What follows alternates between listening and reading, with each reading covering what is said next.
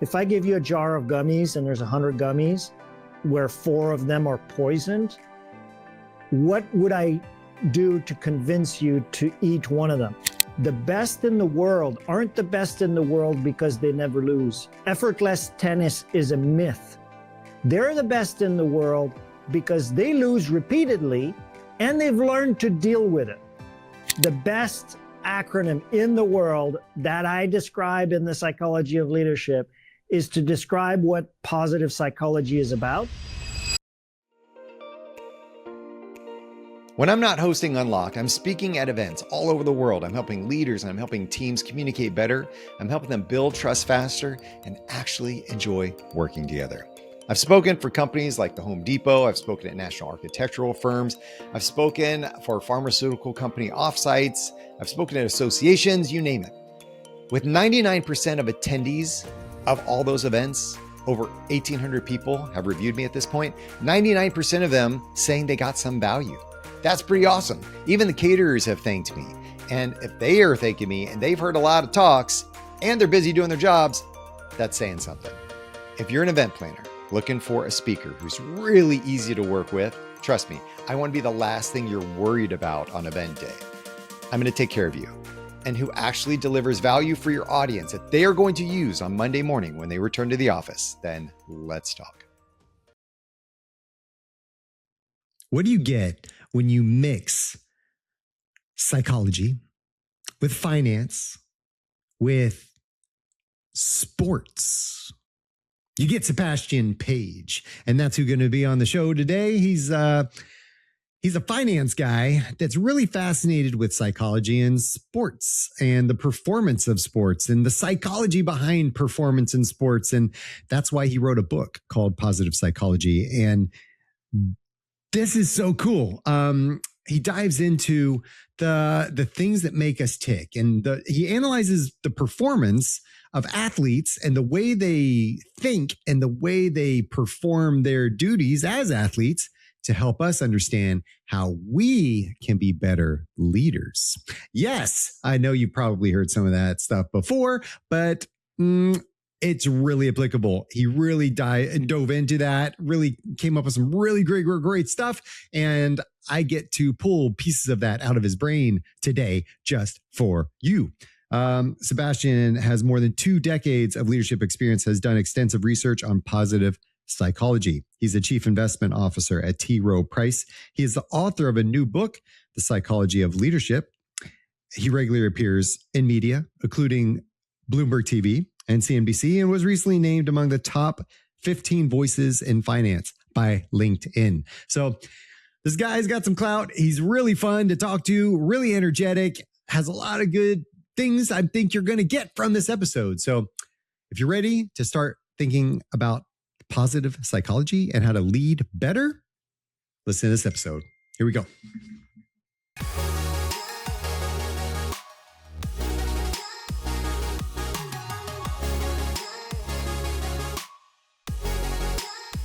Sebastien, thanks for being on the show, man. This is going to be good. I love psychology. I love sports. I love finance, and you seem to bring them all together. So. And Skot, the feeling is mutual. I'm fired up about this. I've been listening to prior episodes of your podcast, and I'm an instant fan. I'm super fired up right now. Wow. All right, man. This is cool. I mean, if I had like an audience button, like clapping and stuff, I would hit that one and then like have the crowd go wild kind of stuff. That's so great, man. So let's talk about how you almost died. Can we do that? Like right at the start? I don't know the story yet, but I heard that you died in 2005. So I would like to hear how that happened. What happened? What tell me. I was in Canada visiting family and I started shaking, but I had no fever. It was strange. I was shaking hard. Then the fever started. And I lived in Boston, Massachusetts at the time. So I decided to drive down. I didn't know I was risking my life, but I drove down and things did not get better. I started getting massive pain in my abdomen. And it was just undescribably painful. My wife took me to Mount Auburn Hospital in Boston where we lived.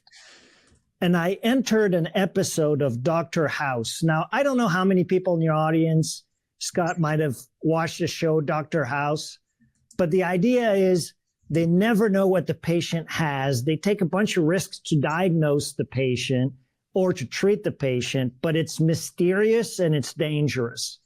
That was my 1 week episode of Dr. House. They couldn't figure out what I had. Specialists after specialists, they wanted to do surgery.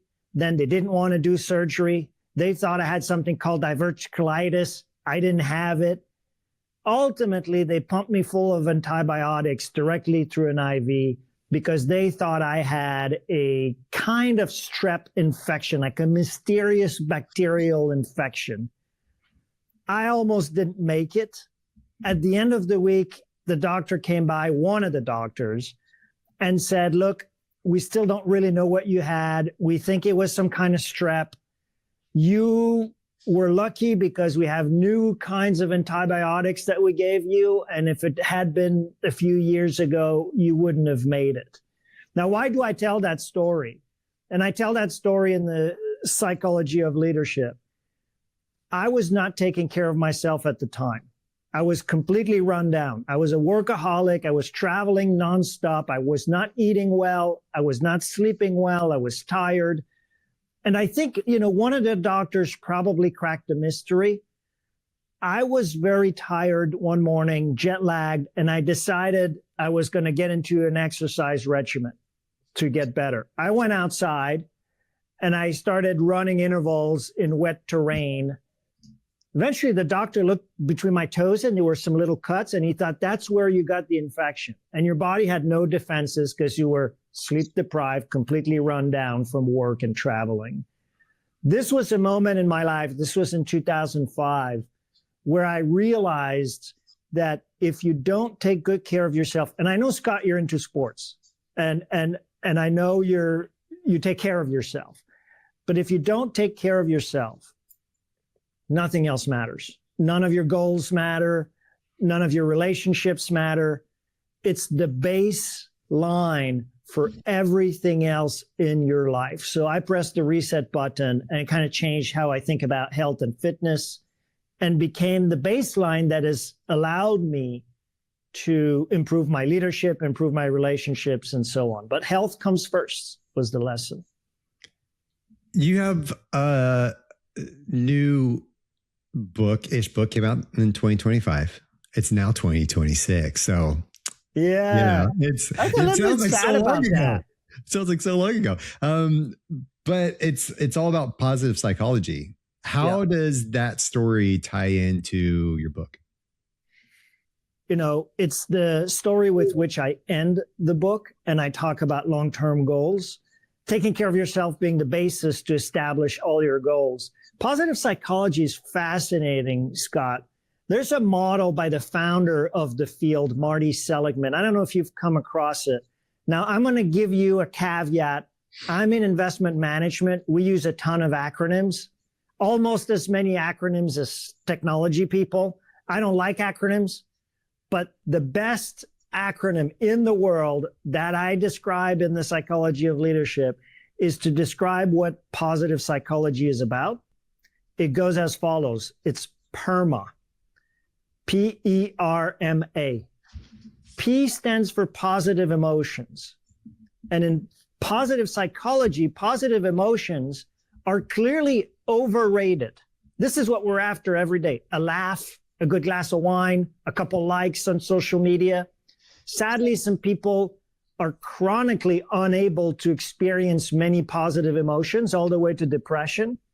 There's a distribution of how people are even able to experience those in society. But what positive psychology will say is this is overrated. You're going after this every day. It's overrated. What matters for people's ability to thrive in the long run is ERMA, E-R-M-A, which stands for engagement. You talked about flow a few episodes ago on your show. R stands for relationship. The number one factor of long-term happiness, according to the Harvard study, is the quality of your relationships in your life. M stands for meaning. When you have a sense of meaning about what you do, you're going to thrive in the long run. And A stands for accomplishment, long-term accomplishment. We are wired to accomplish, not sit on the couch. So there you go. That's an acronym. It's what positive psychology is about in a nutshell. You know, it's fascinating because we all think of psychology as treating clinical issues like anxiety and depression. And that's super important. But as much as half the research in the field of psychology nowadays is on the positive side. How can people be happier, live happier lives? How can people thrive over time? How can we achieve high performance, ultra high performance? And that's the part of psychology that I explore in the book. So I have a chapter on engagement, E, chapter on relationship, R, chapter on meaning, M, chapter on accomplishment, A, and I make it really practical for a leader's self-improvement and for organizational leadership as well. Why do you talk about sports so much? Oh, I love sports psychology. I didn't know much about it before. And this goes back to when I decided to write the book, The Psychology of Leadership. I was stressed at work. And not only was I stressed at work, but I was stressing about stressing. I was adding a second layer of stress in my life that was not necessary. I was beating myself up. I kept thinking, I've been doing this money management thing for 25 years. Why am I feeling like that? Why am I so stressed at work? And that's when I ended up talking to a sports psychologist in Maryland where I live. His name is Dr. Daniel Zimmett. Fascinating guy. He's also an athlete. He happens to have 40 national titles in the sport of handball. This is like squash, but you whack the ball with your hands. It's kind of a niche sport. But the point is, he has his mental game together as an athlete. So Skot, we sit down, and first thing he wants to do is tell me the story of his best handball match ever. And he's describing this match that took place 10 years prior that he remembers point by point. And it's full of details, like the ball hit that wall and then the back wall. And then I was on my knees and made an impossible extreme shot. And then the match almost over. He's telling me this story.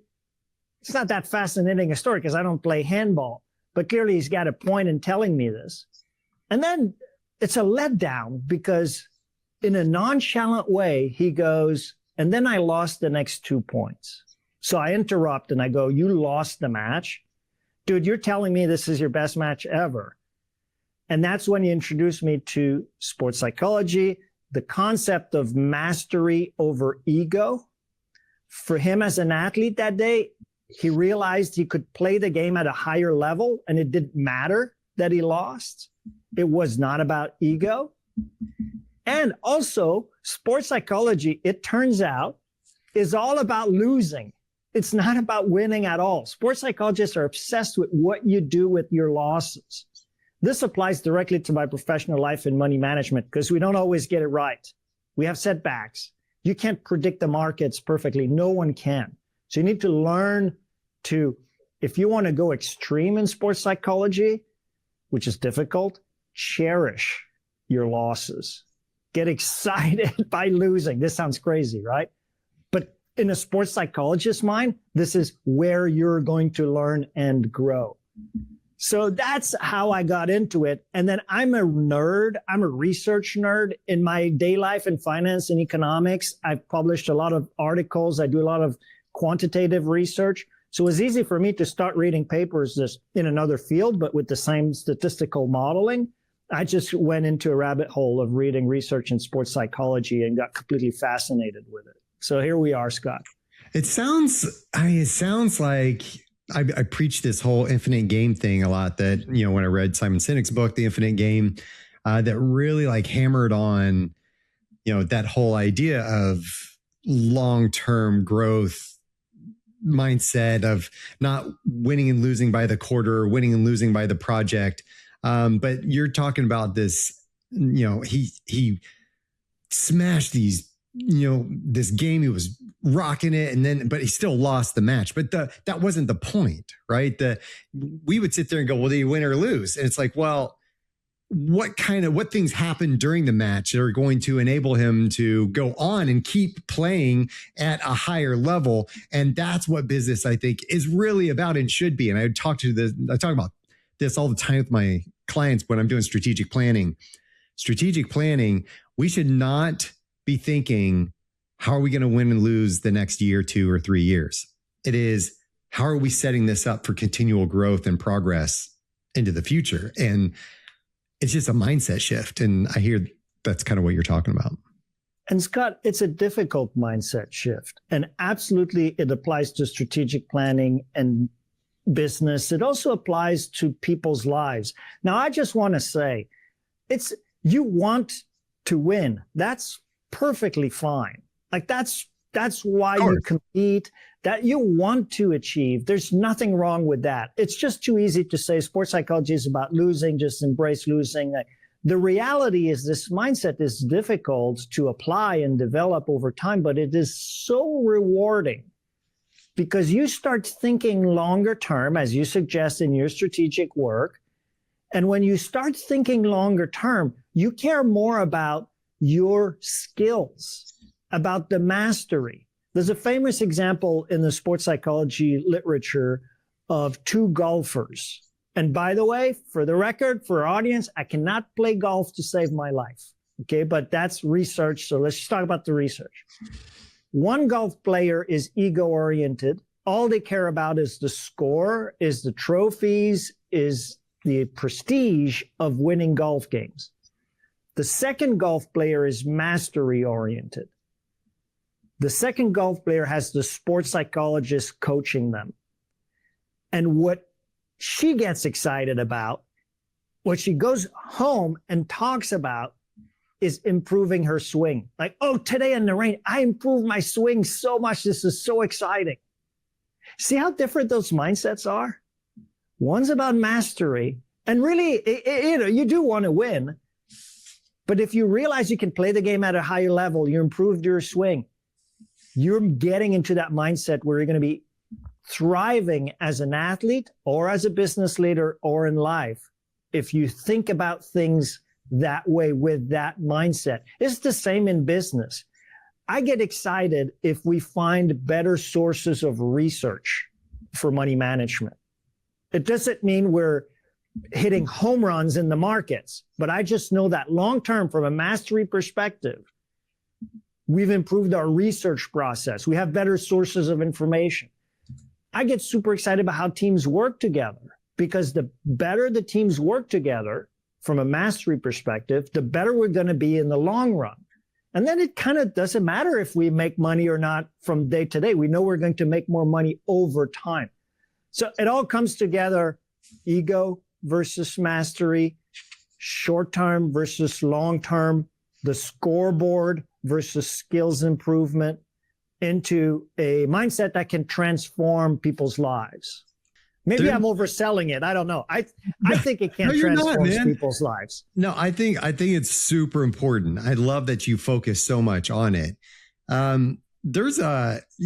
You have another thing you hone in on quite a bit, and it's Roger Federer's commencement speech. Roger Federer is a famous tennis player, for those who don't know, but his commencement speech is there. What about that speech is so profound to you that you like to talk about it?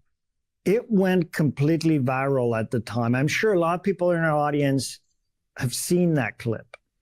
He got up in front of the Dartmouth students and said, I have played 1,500 matches in my career. This is one of the top tennis players of all time. He said, I won 80% of those matches. Then he asked the students, what percentage of the points do you think I won? And do you want to guess, Scott? Okay, so we have one of the top tennis players of all time. Wins about 80% of the matches. What's the percentage of points he wins? I don't remember from his talk. I mean, 56%. It's 54, right? So okay, all right. You were close. Well done. I didn't mean to put you on the spot, but I tend to do that sometimes. I like it when you ask me questions. It's good. So 54. Okay, one of the best tennis players of all time lost almost half of the points he ever played. And what he said next is profound. I'm going to paraphrase a little bit, but he said, no matter what game you play in life, you're going to lose. He's looking at these eager A-level students, right? And then he goes, get used to it. He explains the best in the world aren't the best in the world because they never lose. Effortless tennis is a myth. They're the best in the world because they lose repeatedly and they've learned to deal with it, adapt and grow. That was his message. And that's why it went viral, because here we have a super successful tennis player who's looking at the other side of the coin of sports psychology, not just winning, but also growing and adapting to losses. I mean, you know, if I talk to Dr. Simmet, and I think that's almost impossible, but it's all taking the idea to an extreme. As I said earlier, you would even get excited by setbacks. Like, I'm still trying to do that in my life, to be honest. But like, if you think about it from a long-term mastery perspective, the setbacks are where you improve. If you're willing to reflect, to grow, to adapt. My daughter just texted, and she had a bad grade on a geometry test. She's in high school. She might not be happy that I'm saying that in the podcast, but she's super smart. Her life is ruined, Sebastien. You just yeah. Bus, man. I won't say her name, but you know, she got a bad grade, and it's 77%. It's not horrible, but you know, and you know, all I said is it's good. You can work on it, right? And at that age, kids don't really have a growth mindset. So then I replied, growth mindset, right? And I can't say I'm doing this perfectly with my kids, but I'm trying to bring that message to them and that mindset to them as well. Aren't our kids so lucky that they get people like us as parents where we can use words like growth mindset? I mean, my parents never said that to me. Man. You know? Yeah. And you know what? Maybe perversely, there is something about this generation, perhaps over parenting versus our generation. I don't know how old you are, Scott. I'm 48. You know, there was very little direct parenting, and we stubbed our toe and we dealt with it ourselves. Right. And that's also important. So I can pontificate. In no way am I an expert in parenting, but I'm finding things in sports psychology and positive psychology that I can try to bring to my kids. Yeah, it's brilliant. No, I just turned 48 in December. There you go. There Happy you go, birthday. man. Thank you. I appreciate that. I was waiting for you to tell me happy birthday, Sebastien. This reminds me back to something else you talk about, and you talk about resiliency, and you talk about bouncing back from the hard times and the setbacks and the whatnot. I mean, going from, you know, a champion to just struggle and then coming back as Simone Biles, right? The famous gymnast. And her story, I mean, holy moly, man. Talk about impact all over the place. What about Simone do you talk about? In the psychology of leadership, I talk about goal-induced blindness. If you're a high-performing individual, sometimes your risk is not to have clear goals and go after them. It's to forget everything else that doesn't have to do with your goal. And I like to use Simone Biles' example as goal-induced blindness, because at the 2021 Tokyo Olympics, she's the top gymnast in the world, right? And she started doing her maneuvers, I don't know what they're called, but like she gets the twisties, like anxiety-driven loss of control in the air. And she famously walked out of the Tokyo Olympics, like the top contender. And at the time, she caught a lot of criticism. But she reflected back and came back in 2023 to win 4 gold medals. What happened between Tokyo and 2023? She realized that she was suffering from goal-induced blindness, and this was encouraged by people around her. She was overtrained. She was overworked. She was exhausted. So I like to say, Scott, that Simone Biles became a better gymnast by watching Netflix on Sundays instead of training. And she's been public about this. You know, I'm relaxing today. I'm not training. Or she would tweet or send X posts about I slept really well last night. Right? So rest is part of a top athlete's regimen, and she just pushed it too hard. So resilience absolutely involves rest. Going back to our original story where I almost died. And this is a problem. It's called goal-induced blindness. It's all over the literature in psychology. It's often used to describe what happens on Mount Everest. Did you know, Skot, that if you want to summit Everest, you have a 4% chance of dying in the process? It's like, why? It's goal-induced blindness. I mean, a lot of the deaths are unpredictable. We just had the worst season in Everest climbing in terms of casualties, in terms of accidents. That's just goal-induced blindness. People get so obsessed with reaching the measurable goal of the summit that they lose sight of everything else that's not goal-related, including their personal safety. That also, Skot, leads some people to lose their sense of ethics, to cheat just in favor of the goals. I know you coach corporations, right? Blue chip corporations will suffer from goal-induced blindness. Great company, Wells Fargo, had a goal of opening as many new bank accounts as possible in the year, and they incentivized people that way. People started opening dummy accounts that didn't even have money in them. This is pure goal-induced blindness. There's famous accounting frauds like Enron, WorldCom, but even like really good companies. Volkswagen got caught cheating on their emissions testing. This stuff matter. If you want to go in the world of high performance, you got to think about the risks of goal-induced blindness. This leads me to think about fear and the way we use fear to drive some of the things that we do. And, fear drives more leadership behavior than probably confidence ever will. I talk about fear all the time to my clients, and hey, that's one of the first questions I'll ask is, hey, what are you afraid of? Or what are you afraid of losing? Or what are you afraid of? How's that going to impact you? Or like that fear motivator. What do you think a fear motivator or fear shows up most often for people? What is that thing that drives people the most, you think, in that space? Well, I think we're wired to be anxious. That's part of the human condition. Fear can be a motivator. The fear of failure will drive students to study more and get better grades. But it's a balance, Skot. I wouldn't go out and say you should not feel any fear in your life. I don't think that's productive. And there I will link fear with anxious feelings, with activation and motivation. So in sports psychology, it's fascinating. It's been proven over and over again that if you have a little bit of stress, anxiety, sports psychologists will reframe it as activation. You're actually going to perform better. Now, this goes up to a point, because after that, if you're too stressed, too anxious, too fearful, you're going to choke. And it's also not healthy long-term to be chronically stressed.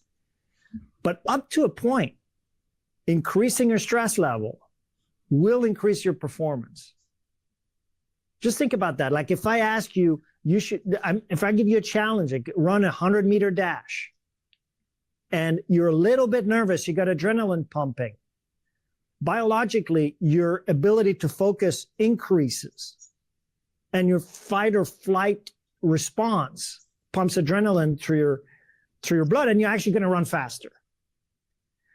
So that's interesting. There's a curve. It's like an inverted U. In the research, it's called a Yerkes-Dodson curves. I talk about those in the psychology of leadership. But what it says is fear is not all bad. So I'm interested, Skot, how you frame fear, because I'm responding in the context of stress and anxiety. I think fear has a broader definition, but I'm interested in your thoughts, since you talk with executive leaders about, get rid of your fears to perform better, on this idea of you do need a bit of activation, even in organizations, a bit of a sense of urgency, a bit of stress to get things moving. What's your thought on that? Yeah, I think it's really, I don't think they should get rid. I think they should understand it, where it's coming from, because that's going to drive their motivation and find what they're motivated. If they're strictly, leading a certain way because they're afraid they're going to get fired, that's important to understand, because then we understand that I may be leading from a selfish space. I may be leading, I may not care about my impact on you or how you're living your life or your workload or whatever, because I need to save my job. And so that fear is, I just want to understand where it's coming from so we can, now that fear of losing my job can also be a positive boost for me to say, hey, this is a survival. We're all survival people, right? We're on this earth to survive and thrive. And how do we do that? Well, we understand our motivations. So I believe that fear, as you say, there's good stress, bad stress, right? Good stress helps me perform. Bad stress just is debilitating and can ruin me in all kinds of ways, health-wise and career-wise. Absolutely. So I think we're on the same wavelength on this. And this idea of fear, can be a wake-up call that you got to do something. But also the way you described the leader about self-centered, about their own career. If there's one thing I've learned about leadership, especially in the later years as I've climbed the ladder in organizations, is that it's not about you. Now, of course, you should perform well, right? And I'm not saying you shouldn't care whether you get fired. But what I'm saying is the way to not get fired as a high-level leader is to help people perform their best in your team. Not about you anymore. It's about your ability to help others deliver the best output possible. That's a mindset shift. And it might not happen at the first level of leadership. You have a small team of 5, you're still a player coach. Maybe not at the second level, but as you keep climbing, you realize it's about listening more than talking. And it's about getting the best out of others, helping others perform their best. And that it might be counterintuitive if you're worried about your own job. But ultimately, what's going to happen? Your area is just going to deliver better results. And ultimately, there's no better job security than being a leader of an area that delivers better results. But isn't that interesting? But think about it. What you just said is really interesting to me, because it's not all about us when we think about leadership. It's not all about us. And we're so worried about our job and the way it reflects on us and our performance measures. And we want to be able to prove to our bosses that we're doing a good job and look at all the things that I'm doing here. But when we don't make it about us, at the end of the day, we're able to talk to the boss and say, hey, look at what my team did. It does end up reflecting on us as leaders, and our bosses will end up seeing that. So the thing we're so concerned about, performing well and the image that we want, if we do it in the service of others and others' performance, it will ultimately come back and reflect on us anyway. Absolutely. You hit the nail on the head. And beyond that, top companies, typically, I don't think it applies to all companies, have a 360 feedback process where feedback on you as a leader is being collected by your peers, by your stakeholders, but also often, in my company right now, by people who work for you. And if you shift that mindset towards my job is to help others perform their best, how are they going to feel about your leadership? Way better, way more engaged. And you're just going to become a better leader, and that's going to transpire. It might not be about, me, here's what I did. I won this mandate or I sold this client. But yeah, so I think you hit the nail on the head, Skot. And there's so many things about leadership that are counterintuitive. I cover a bunch of them in the psychology of leadership. For example, what I just said about at some point, it's not really about communicating and being so inspiring, but it's really about your listening skills. It's not about you. It's about your ability to help others perform better. It's not about always making quick decisions. I have a chapter on strategic patience. There are some decisions, not all, that require the leader to actually wait it out. And that's very hard for leaders to do. And it's a prized skill. Strategic patience, completely underrated. I have an entire chapter on this. And the other part, Skot, is this idea of the leader never quits.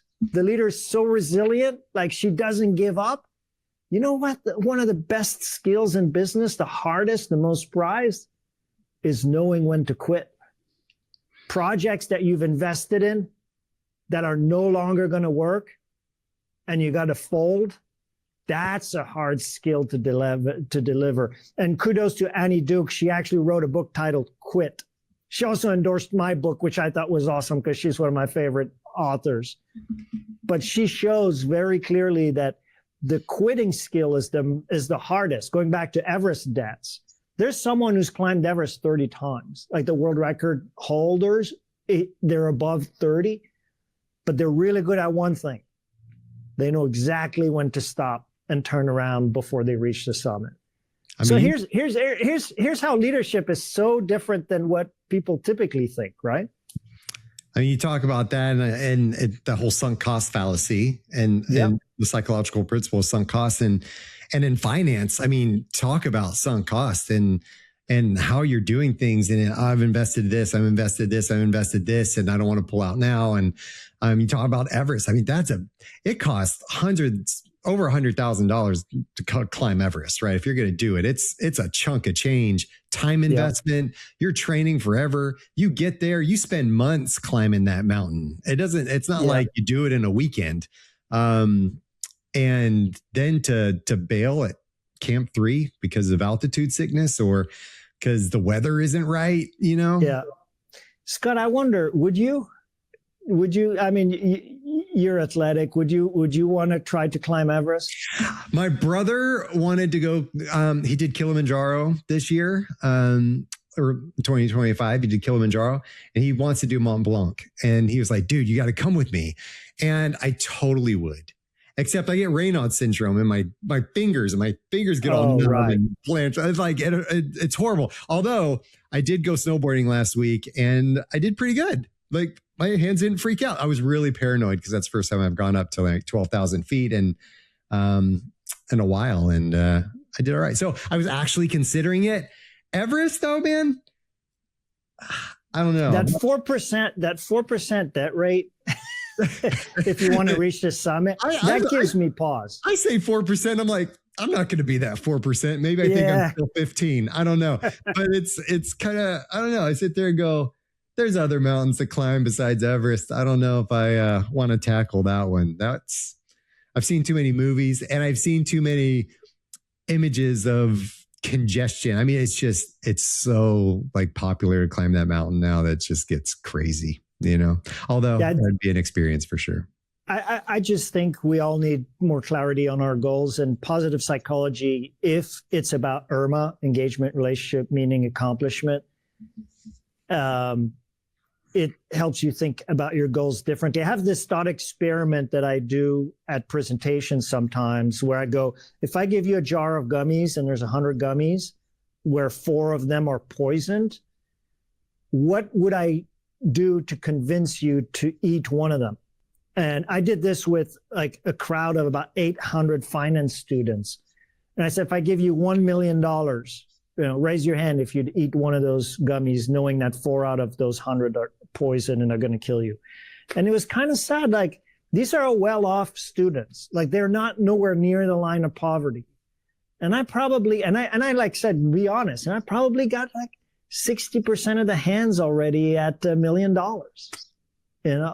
10 million. I can't remember exactly when I got. So what is that telling you? It tells me that, and you see it in surveys. If you ask people in their 20s, what are your goals in life? 80% say I want to become rich. 50% say I want to become famous. It tells me that generally those goals are fine, by the way. There's nothing wrong with pursuing conventional measures of success, but we underestimate what truly makes people happy. And I know we're running up on time, and I think it's a great way to kind of emphasize something for this discussion, Scott, is the R, relationships. Like, this has been proven through a research study that has gone on for over 80 years, that, and we all know this, that if you get the $1 million, if you make more money, or if you make less money, if you're healthy or sick, or the one thing that's going to improve people's self-reported happiness is the quality of their relationships in their lives. Amen. And so it's just, we're all not thinking about the right goals. I've been thinking about this a lot, about my family, about trying to, be close to my family, have quality. And quality relationship doesn't just mean agreeing and always being nice. It means being able to disagree in a respectful way, right? So I would leave that with our audience. If you want to change one thing in your life that is scientifically proven that's going to make you happy, improve the quality of your relationships with people around you. It's so simple. That is so important. I don't know. You hear the stories, the deathbed stories all the time. Yeah. And, the regrets and the wishes and things like that. And I don't know if I've ever heard one. They're like, gosh, I wish I made more. I wish I was a millionaire. It's mostly. It's nothing wrong with but they reflect on the relationships is my point. Right. They mostly reflect on, I wish I just, had mended that relationship with so-and-so, or I wish I could have had more relationships or more time with my spouse, or there's always that relationship component of the humanity that we are, that we really try to connect to. And I think there's something there. Just don't burn the bridges on your way to whatever success measure you think that is. Because like you said, there's nothing wrong with that at all. It's just, what are we doing to get there? And what's the cost of getting exactly there? And I have a little bit of a fascination with billionaires. I have a couple of chapters on billionaires and the psychology of leadership. They clearly have a great sense of meaning in what they do. And I talk about Bezos and Musk and Steve Jobs and others. And it turns out, though, most of them have very poor relationships with people around them. And so I just find that interesting. You'll have to read the book to get more of my thinking on that. But Teaser. Good. Hey, man, this has been so good. How do we get in touch with you? How do we get a hold of the book? I'm sure we just get wherever books are sold. But is there anything else we can do there or know there? You can find me easily on LinkedIn or Instagram, and the book is available everywhere. It's very easy to buy on Amazon, for example. Okay, awesome. Sebastien, thank you so much for the insights on this. I love the psychology of why we do things and how we do things, and the stories and the tying it into the sports stuff. I love that too. And I will tell you that, yes, I try to exercise and be as healthy as I possibly can. In fact, I overtrained. I was going to tell this back when you were talking about it, but I used to overtrain a lot as a cyclist and just hammer because I just wanted to push. And resting days felt really lazy to me. Yeah. And I think, when COVID hit and I would go and get tested, I'm a test freak. So every 3 months I would go get blood draws, to test my blood to see long-term, short-term COVID reactions. I ended up, based on what the data was saying, knowing or unknowing, I had COVID 6 times. 2 times I got really physically sick. The other times I didn't even know, right? But there were times when, that on top of other ailments where I was just like getting sick. And it was just like, I tried to do everything to prevent getting sick, and it was hitting me. And my wife, who's really into functional medicine, was doing a lot of research and looking at how I was breaking down my body so much that it was really susceptible. So going back to, your story and other things, I just, I echo the sentiment of take care of yourself. Don't overtrain. In the sense of work, right? Don't overwork. Make sure you're pacing yourself well and do the good things. So anyway, just not trying to end it on my story, but Sebastien, I just want to say I agree with you. I appreciate your words and all the thoughts and love you're giving to this work. Thank you, Scott. This was a lot of fun. Mastery over ego. Mastery over ego. I think if we spent more time mastering the art of leadership, working on it, practicing it, experimenting, we would be a lot better off. Instead, we focus too much on what happens if I say this wrong, or what happens if I lose this, or what happens if nobody does this, or what happens if this project doesn't go well, and what happens, and we're so worried about the image and the perception. Now, as a brand guy, should we worry about what people think of us? Yes, we should. But what does it say when we're constantly worried about ourselves? It says that we're only for ourselves. And that is the problem. Mastery over ego helps us be excited by losing, helps us understand that what it means to lose, it actually means that we can improve. It actually means we can learn. And I know y'all know that, and I know you've heard it. I don't know if you believe it. And maybe it's not safe for you to fail at your job. That's also a problem for another episode. His acronym, positive emotions, but engagement, relationship, meaning, accomplishment. Engagement, relationship, meaning, accomplishment. Those elements are so crucial to what we do. And the last thing about strategic patience, so good. That phrase is so good. If he did not coin that phrase, he should. Strategic patience. It's not just patience, it's strategic patience. Because it takes effort. It takes an element of why we're doing it, moving to the big picture of understanding how that's going to impact how we lead. Thank you, Sebastien, for spreading the word. I appreciate you, and everybody else, thanks for being here. If you want to find out more information about me or check out the show notes where there's going to be more information and links to the things referenced in this episode, visit scottwaldron.com. And lastly, I'm asking for a little bit of love. Just a little bit. So please take a moment, follow, rate the show. The algorithms like that. It helps me get the word out. I really appreciate it. Thank you. And until next time, stay unlocked.